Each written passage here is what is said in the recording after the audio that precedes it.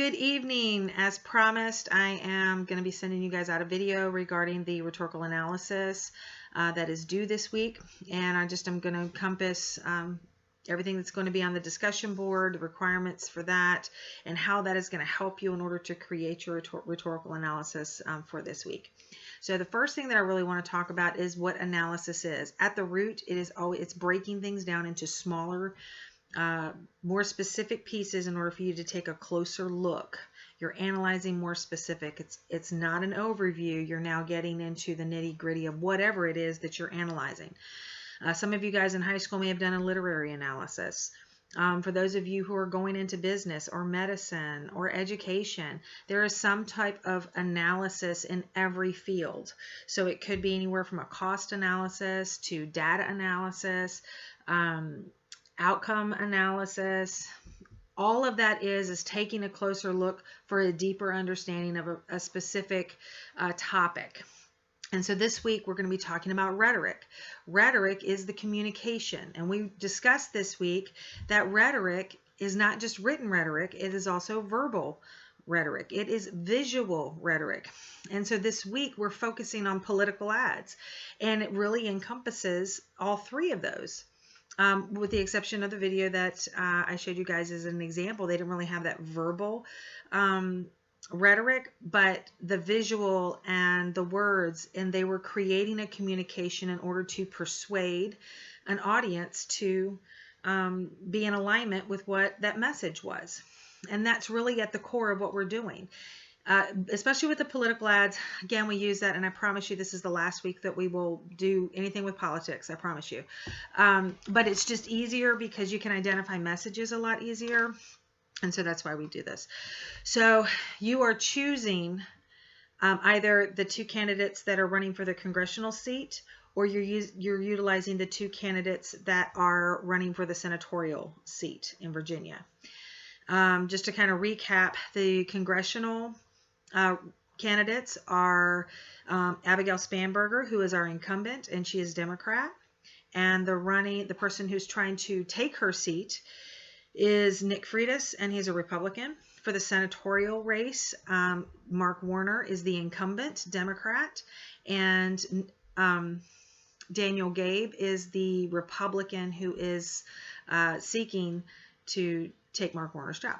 So, and that's basically, those are your two candidates or your two sects, and you can choose, because that was my faux pas in that your informational video this week where I was not clear about that. So if you wanted to use the congressional candidates, you're welcome to do so. If you want to do the senatorial candidates, you're welcome to do so. But it either has to be Congress or Senate. You cannot mix the two, okay? So once you have decided which candidates that you're going to do, it's either Spanberger and Freitas, or it's going to be Warner and Gabe. Then you're going to bring up the organizational chart that I have placed in your module this week. And the two columns, you're going to put the name of the candidate, and you probably underneath of it could put the name of the video. When you go to YouTube and you find those videos, they actually have names to them. And so I would just put it underneath of their name, just so you'll have that information. And that's really what you're going to do. You're going to go into YouTube and you're going to say political ads for Abigail Spanberger in 2020. If you're using Mark Warner, the same thing, because they are incumbents. They have ran before for this seat. We want all these ads need to be from 2020. So they need to be current ads.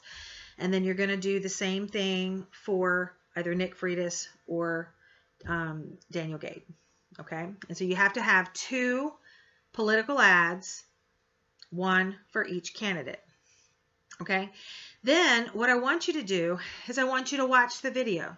Start with one candidate. Okay. Do one candidate at a time. So you're going to watch that video, and I want you to get initial impression. After you watched it, were you in agreement? Do you feel like you understood what they were trying to communicate? Was it believable? Did you feel persuaded at all? What were your initial impressions? And anytime I do an analysis, regardless of what it is, I like to have those initial impressions. Because sometimes through the process of analysis, when you get to your conclusion, what if your initial impression after you really started getting into it, you may not end up with the same impression after you finish. And that is information that honestly you could put in that outcome. Okay. So watch the video one time, watch it in its completion, and then just write just a little short blurb. What are your initial impressions of the ad? Okay. Then you're going to watch it again. And this time you're going to pay a little bit more close attention. I want you to identify the points that are being made in that ad. Some of them can have multiple. I would encourage you to do that because I think it gives you a little bit more of information, but if you don't, that's fine because this is a 3 to 5 page paper. But usually if they have more than one thing that they're talking about, that does help with page length. So if you're looking at that as well. Okay, so while you're doing that, I want you to put down your topics. At this point, don't research anything. Right now, you are just gaining information. You're taking a deeper look into this video. So now that you have your points, watch it again. What are some of the strategies? What are some things that stand out that help support the message that they are trying to communicate? Could it be the setting of where that video was taking place? The people that are present in that video? What are they wearing? How does that support that narrative? If it is a Second Amendment, are they at a gun range or at a rally or something like that? Anything that could be that visual impact of the message. And really pay attention. And just like we were talking about that one example with throwing Granny off a cliff, even down to the tie that the guy wore, they were creating that narrative that that person, which was the opposite party, was responsible for taking away Granny's Medicare. Something as simple as the color of a tie. And so remember that everything that they do, everything that they put into these ads is extremely purposeful. So do not underestimate the small details. So really look at that. How are they visually supporting that narrative or that message that they're trying to communicate? What about the music? Does the music support? Does it give you a certain feeling, a feeling of patriotism, a feeling of happiness, gloom and doom? Because that's really going to depend upon the message that they're giving. If there was coronavirus in it, a lot of times it's more of a somber feel to it, depending on the candidate that's discussing that. So again, everything. So you're going to have the message. What about the words? Are there words printed up? What's the font look like? Again, is it more of a bold? Could it be more of a, more severe font, a more friendlier font? What's the color of the font? Again, all of those things are purposeful. And just take notes on it. Now, do you have to use everything? Probably not. But you really want to have all of that information there because then you're going to choose really the most impactful.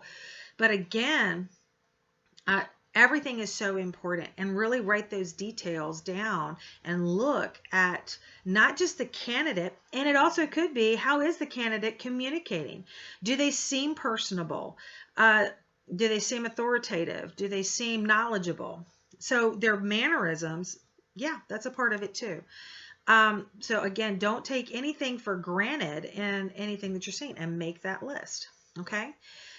Then what I want you to do is, with this information, and you probably could be doing this, when you watch it again, have your textbook out with the definitions of the logical fallacies. And make sure that you read the definition. And do you see an example of that logical fallacy in that video? If you do, write the example in the box. Don't just say, yes, it's there, because if you don't write the example, then you're going to have to watch the video again. So save yourself some time, write the example. Now, some of you guys had asked about in-text citations. If you wanted to put the timestamp of where it was in the video, you're welcome to do that, just to kind of get in that habit of really referencing where these things are. Okay. and put that in parentheses underneath of it. So and if you needed to go back and watch it again, then you actually have a timestamp and you can actually go right to where it is. Okay. And put that information in the box. If you see a logical fallacy and you've looked for it, but you really don't see an example of it, which will happen, you're not going to, I would be totally surprised if I actually see somebody actually have every one of those logical fallacies. So if it's not present, put NA. And the reason I want you to do that is to signify that you've looked for it and you were unable to locate any example of it. Okay, so every box should have something in it. Either you're going to have the example or you're going to have NA. Okay, that's for the logical fallacies. Now, underneath of the logical fallacies, I have some boxes with some very specific questions. Those boxes definitely need to be filled with information. You cannot put NA there. So read the question and then answer those questions. And that's your initial thread. Once you have completed that, you are going to copy and paste that chart into your initial thread. And then do not forget to include the links to both of those ads, because your classmates need to be able to see the ads in order to be able to respond to what you have written. Okay? And so your responses will be, so if I am the classmate and I am looking at your initial thread, the first thing I'm going to do is I'm going to watch the video. And then I'm going to look through because I may have a different perspective to bring to the table. Doesn't mean that it's wrong. It just means, remember, we've done a synthesis and we've proven that you can have one topic and you can have different ways that people look at it. That's valuable information. So if you're looking at someone's video and maybe they didn't pick something up, or maybe you have a different perspective, that's a reply. Again, it's not an attack on you. It's just a different perspective. And again, that's valuable information, because one of the things that you're going to be doing in your actual paper is you need to talk about the audience and how these ads could be received. When you are getting your classmates' perspective of how they're receiving it, that's kind of information that could help you really identify that audience and how an audience would receive these ads. In your reply threads, you need to watch both videos. Okay, and you need to respond to both. All right, that one in the initial thread, it's not a 300 count because it's more of the chart thing, and that's just, doing counts is just, I don't think is necessary. But in your reply threads, it does need to be at least 100 words, no less than 100 words. And honestly, it probably should be more than that if you're actually looking and really responding to that message. Okay, so that's your discussion boards. Again, if you feel like that maybe you need to go back, look at it again, tweak something, go ahead and do it. You just go into your assignment, you click edit, and it'll allow you right back in, and you can fix that. And you can type actually right into that initial thread when you edit it. Okay, don't forget to save it. So your classmates will be able to view it, because if you don't save it and you get out of it, then all those things that you just corrected are going to be wiped away and it will stay with the original. So once you edit, if you are going to edit, make sure that you save those edits. Okay. All right. So this information is to help you get information so you can make a choice about what you want to write on your rhetorical analysis. So where you have done the research for both of the candidates, you're only going to choose one ad. I'll be honest, because there is a page count, I would look at which ad I had the most information for, because then that means that I have enough substance that I could support the page count.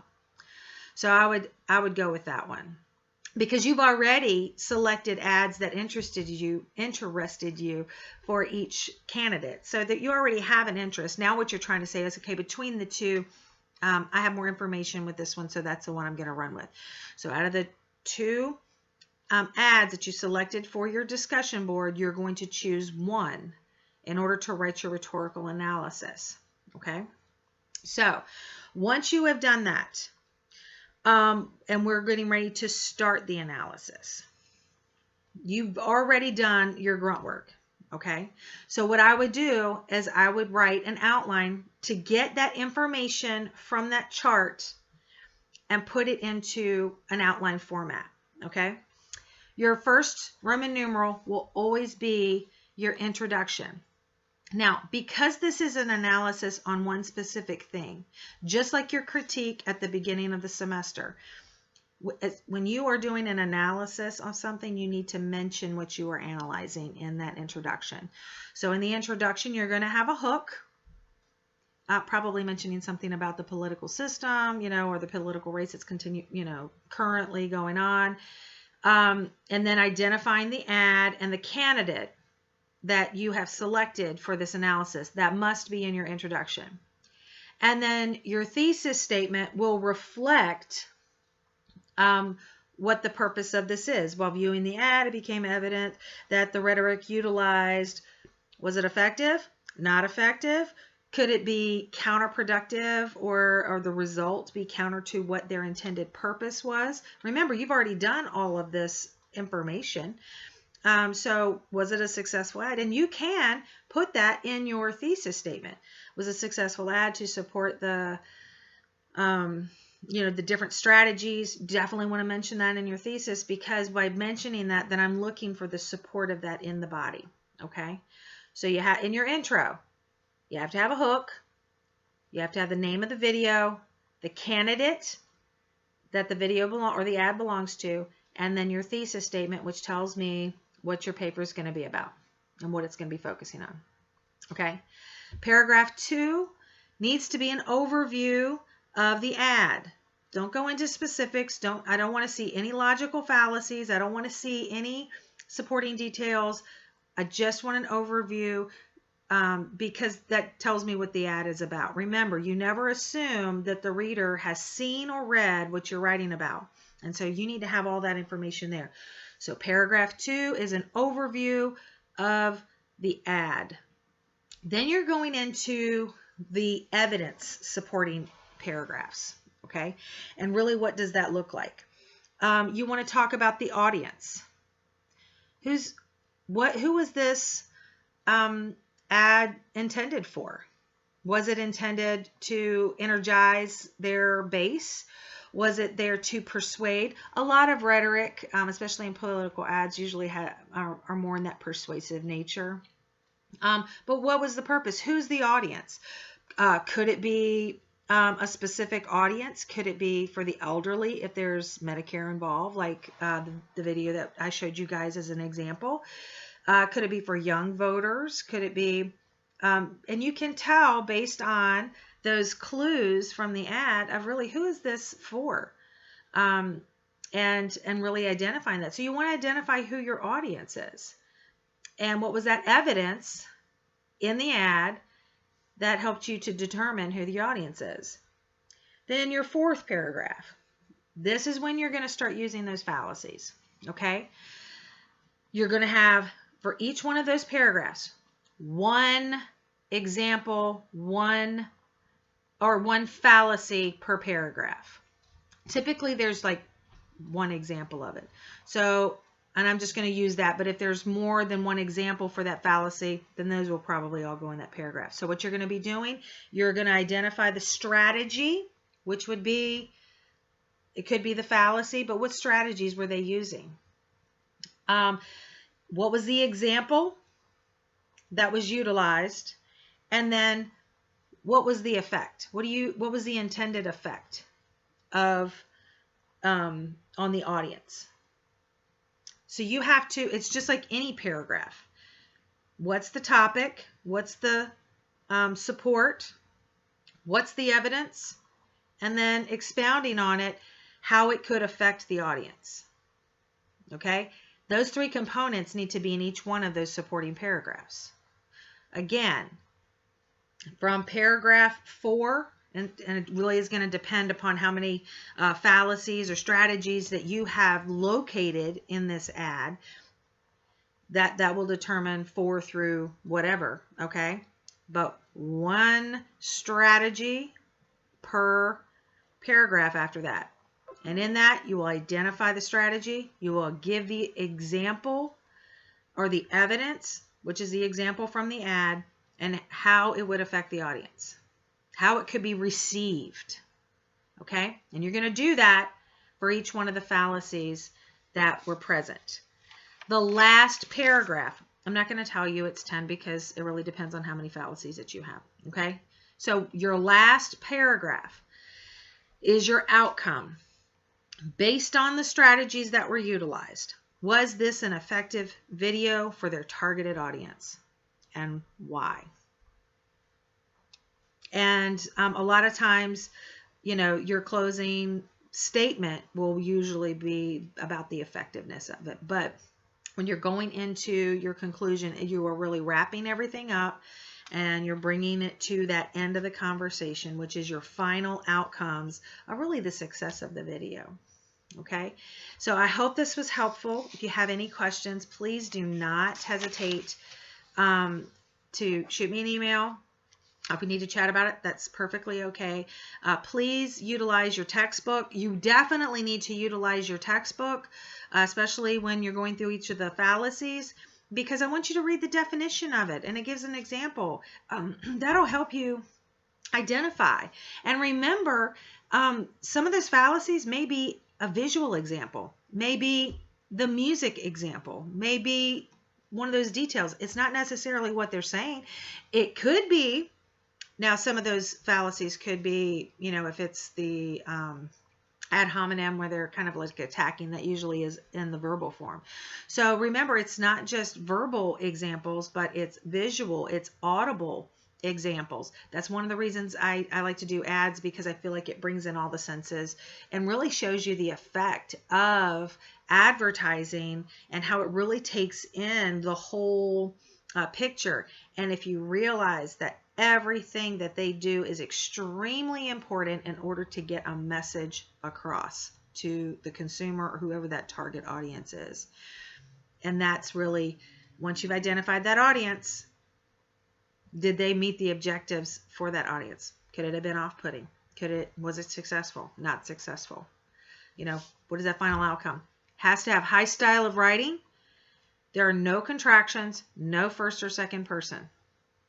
Okay. Please watch your verbiage, that it is academic in nature and not everyday conversation. Okay. So be very careful with that.